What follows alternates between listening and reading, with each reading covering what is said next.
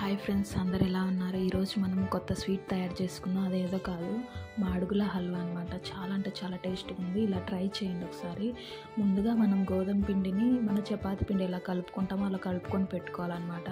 పెట్టుకొని దాంట్లో ఒక 2 గ్లాసులు నీళ్లు పోసుకోవాలి. చిన్న చిన్న ముద్దలు చేసుకొని నీళ్లు పోసుకొని ఒక 2 గంటలు నానబెట్టుకుంటే అది బాగా మెత్తగా పడిపోతుంది అనమాట. దాన్ని తీసేసి బాగా స్మాష్ చేసుకొని బాగా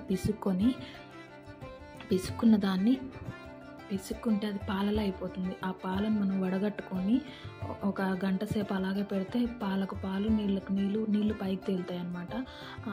కింద ఉన్నదాన్ని మనం ఒక ప్యాన్ పెట్టుకొని పొయ్యి మీద ప్యాన్లో ఒక కప్పు షుగర్ వేసుకొని క్యారమిల్లా కరిగించుకున్న దాంట్లో ఈ పాలు పోసుకొని కొద్దిసేపు మగ్గనిచ్చిన తర్వాత మరీ కొంచెం షుగర్ వేసుకోవాలి.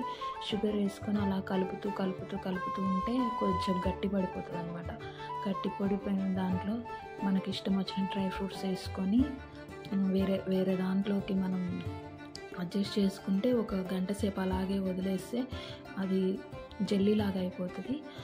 మన మాడుగుల హల్వా ఎంతో టేస్టీగా రెడీ అయిపోతుంది. మనం ఇంట్లోనే చేసుకోవచ్చు. మనం ఏం కొనాల్సిన అవసరం లేదు. చాలా అంటే చాలా టేస్టీగా ఉంది. ఒకసారి ట్రై చేయండి మీరు కూడా. Thank you so much. ఒకసారి